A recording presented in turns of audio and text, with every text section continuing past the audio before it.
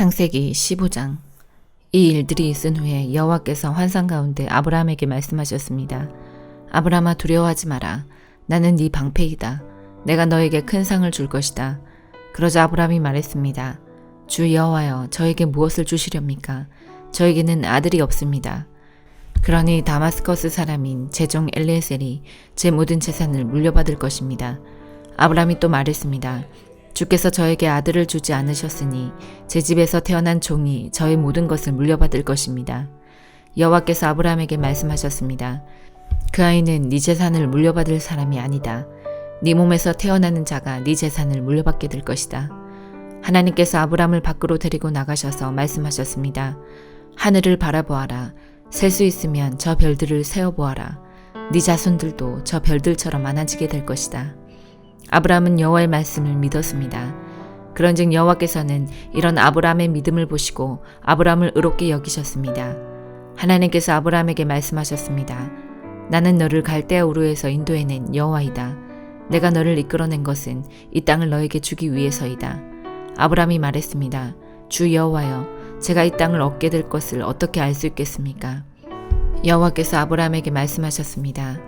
내게 3년 된 암송아지 한 마리와 3년 된 암염소 한 마리와 3년 된 순양 한 마리를 가지고 오너라. 그리고 산비둘기 한 마리와 집비둘기 새끼 한 마리도 가지고 오너라. 아브라함이 그 모든 것을 주께 가지고 왔습니다. 아브라함은 그 동물들을 죽인 다음에 그 몸통을 반으로 갈라 서로 마주보게 해놓았습니다. 하지만 새들은 반으로 쪼개지 않았습니다. 설개가 죽은 동물들을 먹으려고 내려왔습니다. 아브라함이 새들을 쫓아버렸습니다. 해가 지자 아브라함은 깊은 잠에 빠져들었습니다. 아브라함이 잠든 사이에 어둠이 몰려왔으므로 아브라함은 두려움에 빠지게 되었습니다. 그때 여호와께서 아브라함에게 말씀하셨습니다. 잘 알아두어라. 네 자손은 나그네가 되어 낯선 땅에서 떠돌게 될 것이다. 그 땅의 사람들이 네 자손을 종으로 삼고 400년 동안 네 자손을 괴롭힐 것이다. 그러나 네 자손을 종으로 삼은 그 나라에 내가 벌을 주리니 네 자손은 많은 재산을 가지고 그 나라에서 나오게 될 것이다. 아브라함아, 너는 오래 살다가 평안히 네 조상에게 돌아갈 것이다. 네 자손은 손자의 손자때가 되어서야 이 땅으로 다시 돌아오게 될 텐데 이것은 아모리 사람들의 죄가 아직은 벌을 받을 만큼 크지 않기 때문이다. 해가 져서 매우 어두운데 갑자기 연기 나는 화로와 타오르는 횃불이 나타나서 반으로 쪼개놓은 동물들 사이로 지나갔습니다. 그날 여호와께서 아브람과 언약을 세우셨습니다. 내가 이 땅을 네 자손에게 줄 것이다. 내가 네 자손에게 이집트의 강과 저 큰 강 유프라테스 사이에 땅을 주리니 이 땅은 겐 사람과 그니스 사람과 감몬 사람과 헷 사람과 브리스 사람과 르바 사람과 아모리 사람과 가나안 사람과 기르가스 사람과 여부스 사람의 땅이다. 마태복음 14장. 그때 헤롯 왕이 예수님에 대한 소식을 들었습니다. 헤롯이 신하들에게 말했습니다. 이 사람은 세례자 요한이다. 그가 죽었다가 다시 살아난 것이 틀림없어. 그 사람에게서 기적이 나타나는 것도 바로 이 때문일 거야. 헤롯은 예전에 요한을 체포하여 결박하고 감옥에 가둔 적이 있었습니다. 헤롯이 이렇게 한 것은 자기 동생 빌립의 아내였던 헤로디아 때문이었습니다. 요한이 헤롯에게 당신이 헤로디아를 아내로 삼은 것은 잘못이요 라고 말했던 것입니다. 헤롯은 요한을 죽이려고 했지만 사람들이 두려웠습니다. 이는 사람들이 요한을 예언자라고 생각하고 있었기 때문이었습니다. 그런데 헤롯의 생일에 헤로디아의 딸이 손님들 앞에서 춤을 추었습니다. 헤롯은 매우 기분이 좋았습니다. 그래서 헤롯은 딸이 요청하는 것은 무엇이든지 주겠다고 맹세하였습니다. 어머니로부터 지시를 받은 딸은 헤롯에게 말했습니다. 쟁반 위에 세례자 요한의 머리를 담아주세요. 왕은 망설였지만 자기가 한 맹세 때문에 그리고 함께 식사를 하던 손님들 때문에 요한의 머리를 주라고 명령을 내렸습니다. 그는 사람을 보내어 감옥 안에 있는 요한의 머리를 베게 하였습니다. 요한의 머리가 쟁반에 당겨져 왕에게 왔고 왕은 그것을 소녀에게 주었습니다. 소녀는 그것을 자기 어머니에게 가져다 주었습니다. 요한의 제자들이 와서 시체를 거두어 장사를 지냈습니다. 그들은 예수님께 와서 이 소식을 전했습니다. 예수님께서 이 소식을 들으시고 그곳을 떠나 배를 타고 혼자 조용한 곳으로 가셨습니다. 그러나 여러 마을에서 사람들이 이 사실을 전해 듣고 걸어서 예수님을 따라왔습니다. 예수님께서 배에서 내려 많은 사람들이 모여 있는 것을 보셨습니다. 예수님께서는 그들을 불쌍히 여기시고 병든 사람들을 고쳐주셨습니다. 저녁이 되자 제자들이 예수님께 와서 말했습니다. 이곳은 외딴 곳이고 시간도 너무 늦었습니다. 사람들을 이제 보내어 마을에 가서 먹을 것을 각자 사도록 하는 것이 좋겠습니다. 예수님께서 제자들에게 대답하셨습니다. 갈 필요가 없다. 너희가 그들에게 먹을 것을 주어라. 제자들이 대답했습니다. 우리가 가진 것이라고는 빵 5개와 생선 2마리 뿐입니다. 예수님께서 말씀하셨습니다. 그것들을 내게 가져오너라. 사람들을 풀밭에 앉게 하신 후 예수님께서는 빵 5개와 생선 2마리를 손에 들고 하늘을 바라보며 감사기도를 드리셨습니다. 그 다음에 제자들에게 그것들을 떼어주셨고 제자들은 그것을 사람들에게 나누어 주었습니다. 모든 사람들이 먹고 배가 불렀습니다. 먹고 남은 조각들을 거두었더니 12바구니에 가득 찼습니다. 먹은 사람은 약 5,000명이나 되었는데 이는 여자와 어린이가 포함되지 않은 숫자입니다. 그 즉시 예수님께서는 제자들을 배에 타게 하시고 호수 건너편으로 먼저 가 있으라고 하셨습니다. 그동안에 예수님께서는 사람들을 되돌려 보내셨습니다. 사람들을 보내신 후 예수님께서는 기도하러 홀로 산 위에 올라가셨습니다. 그리고 저녁 때까지 그곳에 혼자 계셨습니다. 배는 이미 육지에서 멀리 떨어져 있을 때였습니다. 제자들은 큰 파도와 거친 바람으로 어려움을 겪게 되었습니다. 새벽 3시에서 6시 사이에 예수님께서 호수 위를 걸어서 제자들에게 오셨습니다. 제자들은 예수님께서 호수 위를 걸어오시는 것을 보고 겁에 질렸습니다. 그들은 유령이다 라고 소리쳤습니다. 너무 무서워서 비명을 지른 것입니다. 예수님께서 얼른 그들에게 말씀하셨습니다. 안심해라. 나다. 두려워하지 마라. 베드로가 예수님께 말했습니다. 주여, 정말 주님이시라면 저에게 물 위로 걸어오라고 하소서. 예수님께서 말씀하셨습니다. 오너라. 베드로는 배에서 내려 물 위를 걸어 예수님께로 향했습니다. 그런데 베드로는 거센 바람을 보자 겁이 났습니다. 물에 빠지기 시작하자 소리를 질렀습니다. 주님, 살려주십시오. 예수님께서는 즉시 손을 내밀어 베드로를 잡아주시며 말씀하셨습니다.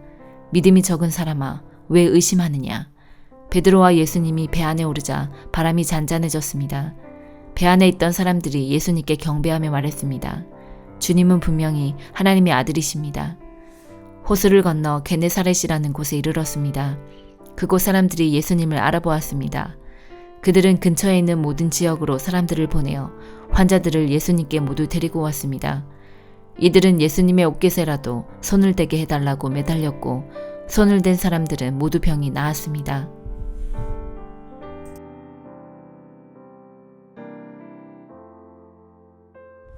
느헤미야 4장. 산발랏은 우리가 성벽을 보수하고 있다는 것을 듣고 몹시 화를 내며 분을 참지 못했습니다. 그는 유다 사람들을 비웃었습니다. 그가 자기 친구들과 사마리아 군대 장교들에게 말했습니다. 이 미약한 유다 사람들이 도대체 무슨 일을 하고 있는 건가? 그들이 성벽을 다시 쌓을 수 있을까? 그들이 재물을 바칠 수 있을까? 그들은 하루 만에 성벽을 다시 쌓을 수 있다고 생각하나 보다. 그러나 쓰레기요, 잿더미에 지나지 않는 돌들을 다시 세울 수는 없을 것이다. 암몬 사람 도비아가 산발락 곁에 있다가 말했습니다. 그들이 쌓고 있는 성벽은 여우 한 마리가 올라가더라도 무너지게 될 것입니다.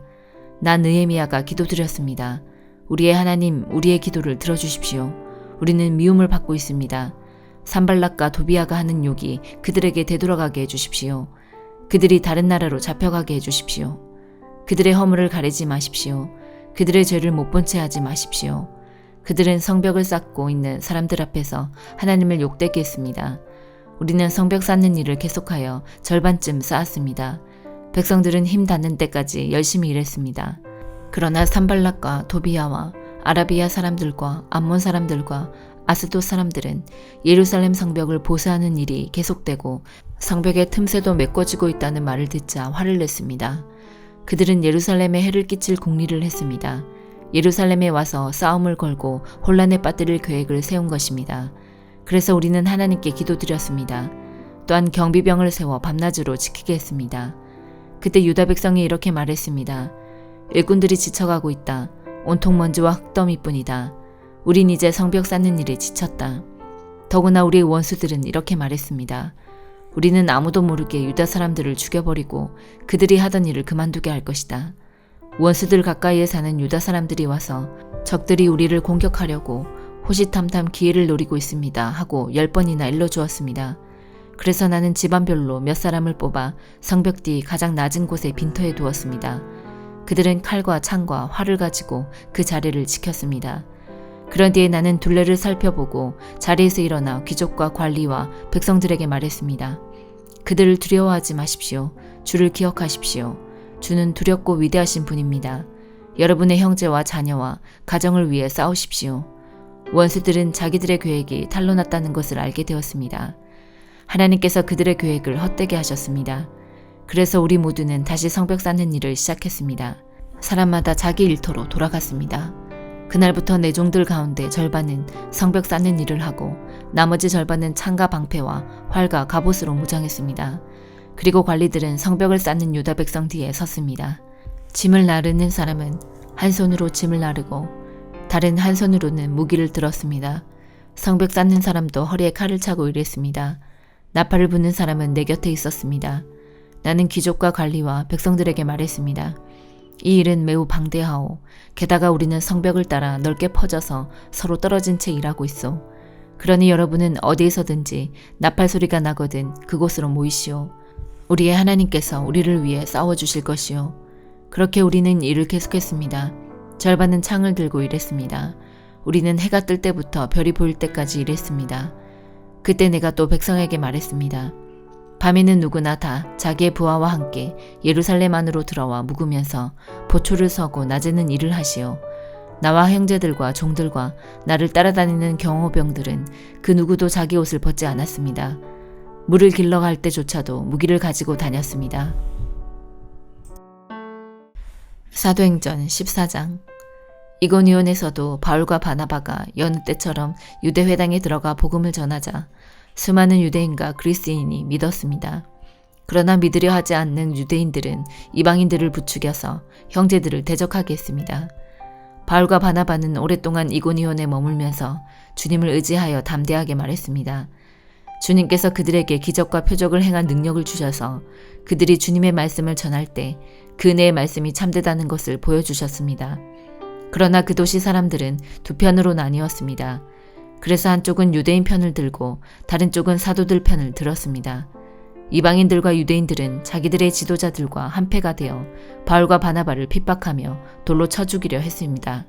바울과 바나바는 그것을 알고 루가오니아 지방의 두 도시인 루스드라와 더베와 그 근처의 마을로 피했습니다. 그들은 그곳에서도 복음을 전했습니다. 루스드라에는 태어나면서부터 걷지 못하는 사람이 앉아 있었습니다. 그는 지금까지 걸어본 적이 없는 사람이었습니다.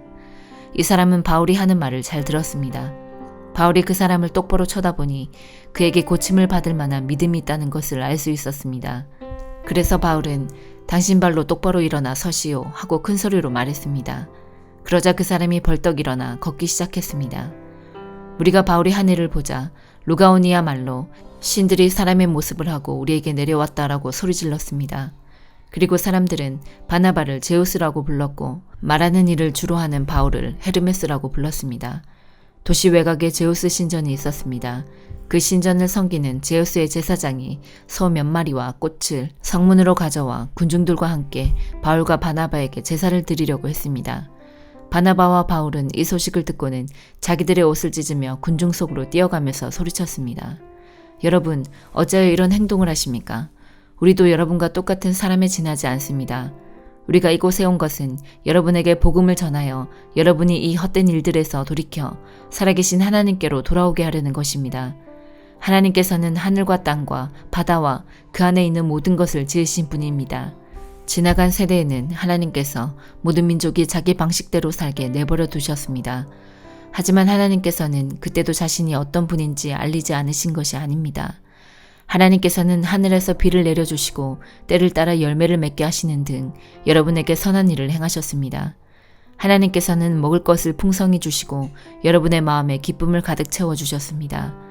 바울과 바나바는 이 말로 무리를 겨우 말려 자기들에게 제사를 드리지 못하게 했습니다. 그때 안디옥과 이고니온에서 유대인들이 와서 사람들을 부추겨 바울을 향해 돌을 던지게 했습니다. 그들은 바울이 죽은 줄 알고 도시 밖으로 끌어냈습니다. 그러나 제자들이 바울 주위에 둘러섰을 때에 그가 깨어 일어나 도시 안으로 들어갔습니다. 이튿날 바울과 바나바는 그 도시를 떠나 더베로 갔습니다. 바울과 바나바가 더베에서 복음을 전하자 많은 사람이 제자가 되었습니다. 바울과 바나바는 다시 루스드라와 이고니온과 안디옥으로 돌아갔습니다. 그들은 그곳에서 제자들을 격려하고 믿음 안에 머물러 있으라고 권했습니다. 그리고 하나님 나라에 들어가려면 많은 고난을 겪어야 한다고 말했습니다. 그리고 제자들을 위해 각 교회의 장로들을 임명하고 기도와 금식을 한 후 그들이 믿는 주님께 장로들을 돌봐달라고 맡겼습니다.